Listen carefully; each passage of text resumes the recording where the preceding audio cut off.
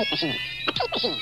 Passing tape over 3 heads, 1 for erasing, 1 for recording, the 3rd for playback. And the CBS Radio Workshop, dedicated to man's imagination, the theater of the mind, presents I Have 3 Heads, a study of the techniques, the possibilities, and the improbabilities of tape recording.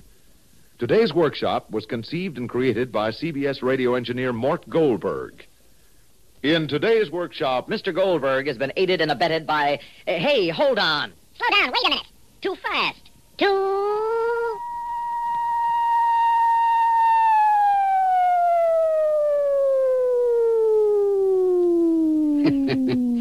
That was Stu Metz. Nice guy, but loves to talk, like all announcers. Aided and abetted by a writer, a director, who needs 'em? All you need for a good bang-up tape job is a good engineer like Morty and a trustworthy, loyal, helpful, friendly tape machine like me. That's all you need. Morty and I, we put our heads together. His 1 head and my 3, and we can do anything. Yes, sir, anything. Uh-oh. Who's this coming in? Don't they know this tape room's closed until tomorrow morning? Okay, Bill. Tape room 18's clear. Ready to take her inside there? Right. Maintenance men.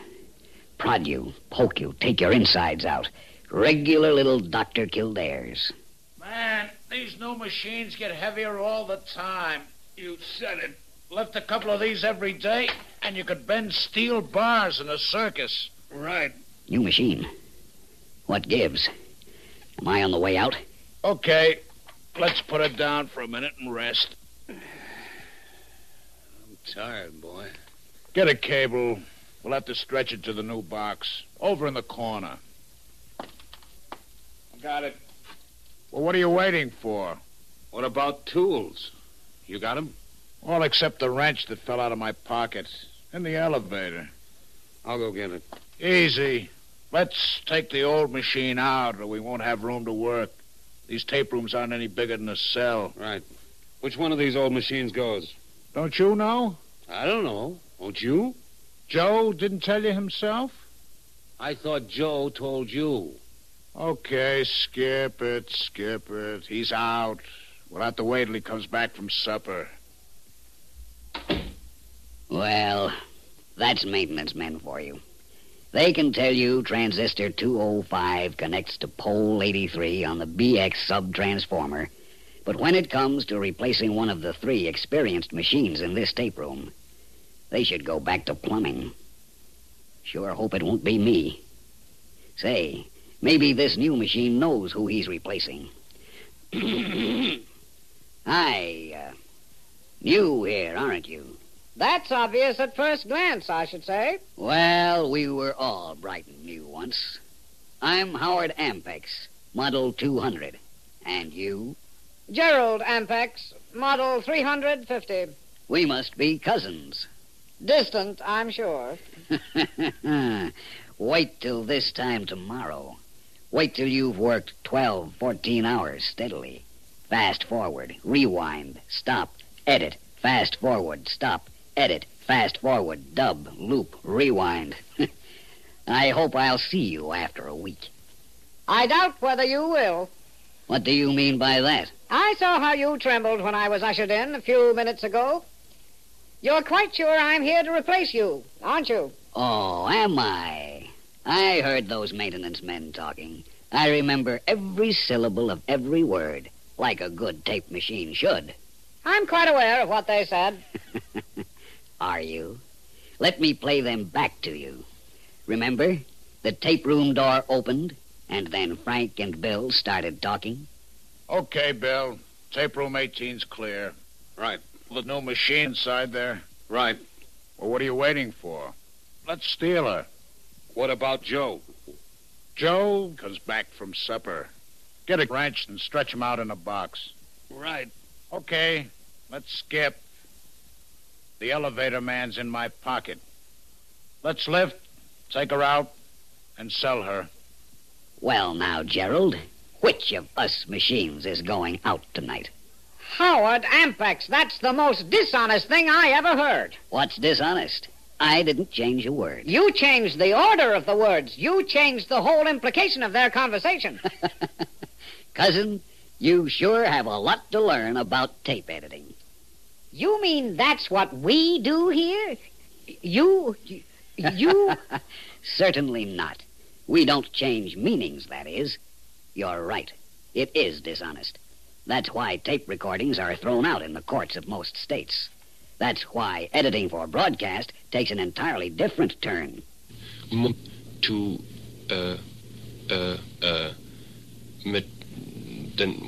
That there was a... What's that? A voice on the tape room floor. Just part of a day's work. An hour's work, more or less. It took a whole hour to get that? Let me explain. This morning, Morty came in with a fella named George Vikas. Produces a show called Update. Vikas and Morty had a German student on a piece of tape. I got to know a few students. My own impression from America students was that there was a... Now, Gerald, is that clear? That there is more... Well, it's rather hard to get the drift. Of course it was. With radio, people are listening on small sets. People are listening in cars. Things have got to be very clear.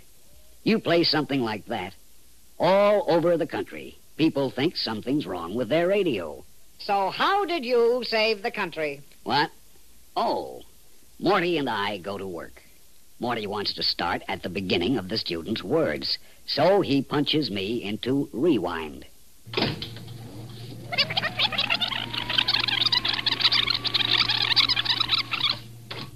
Here we are, back at the beginning. Morty punches my start button, and the tape starts unreeling from the feed reel to the take-up reel. It passes by my 3 heads, one for erasing, the second for recording the sounds and words that are fed into it, and the third for playing back what's already on the tape. It's this third, the playback head, we're using now as we catch the student's first words. I got to know a few students. Morty punches my stop button. Back we go to find that What's that very odd noise? Manual operation. Morty's working the machine by hand. Well, really, by hand? You'll have many a hand laid on you before you go back to maintenance for your first checkup. And many a razor blade, too. Razor blade? We're coming to that. Morty's found the Now he opens the gate, exposing the heads. He marks the spot for the cut. You'll hear him dropping the pencil.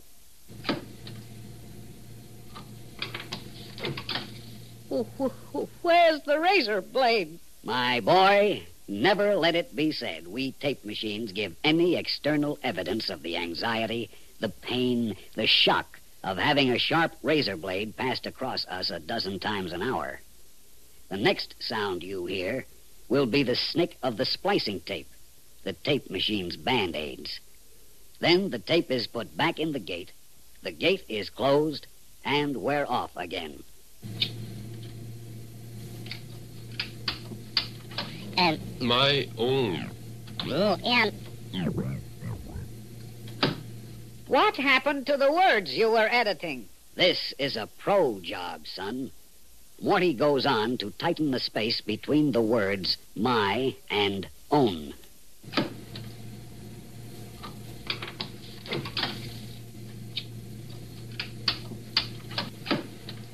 There you have it. Now you'll hear what Morty's edited so far.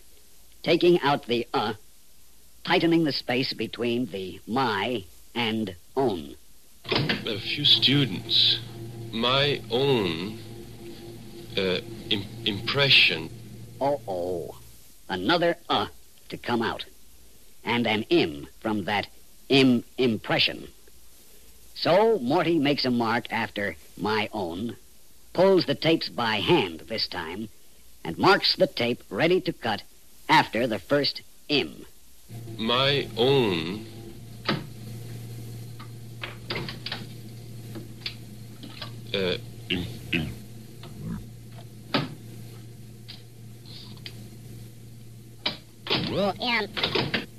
That was me, rewinding. Now, here we go forward. My own impression from America, students. Another to come out. Let's see how fast Morty can make this. America.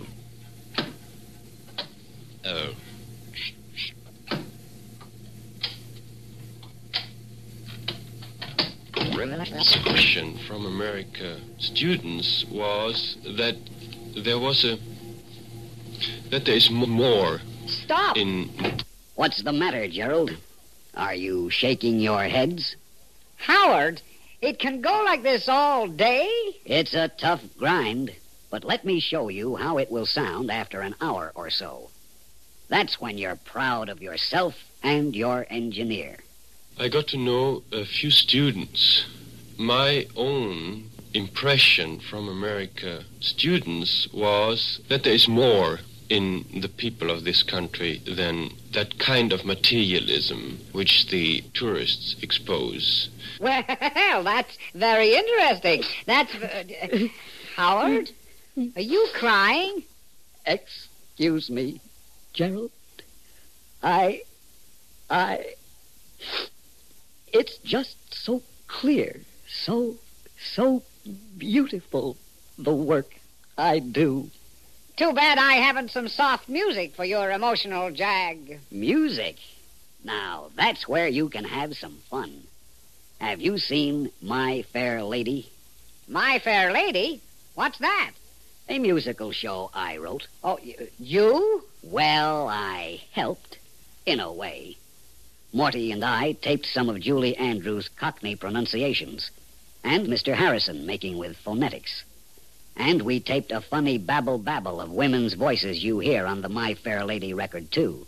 They promised me 2 seats, but I never got them. Yes.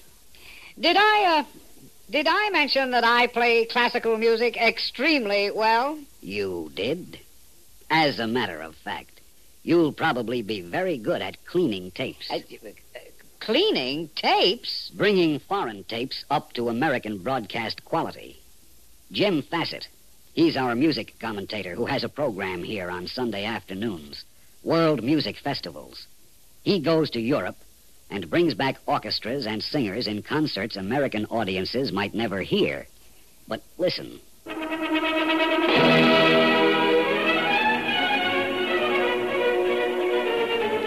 That's not good broadcast quality, is it? Sounds like the Oskaloosa Little Symphony. On us American machines, yes. But remember, Gerald, these tapes are made in Europe. Different machines. Jim and Morty and I work on these European tapes to restore the original quality. Take this piece of tape. You and I switch back and forth. You play the Fassett, Morty, Howard American version. I'll play the original tape. Here I go.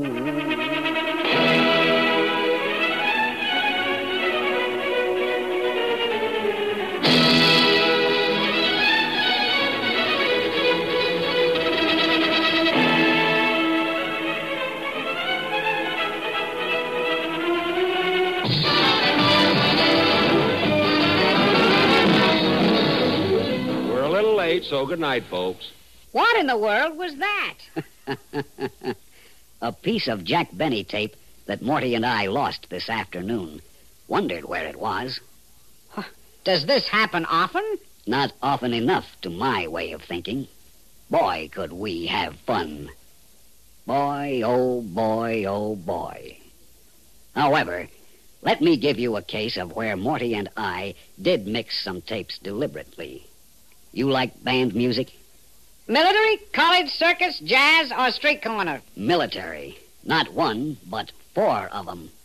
This same fella, Vikas, that I told you about, he and Morty and I put together an audition for a show that hasn't been broadcast yet. A show called Sounds of the World.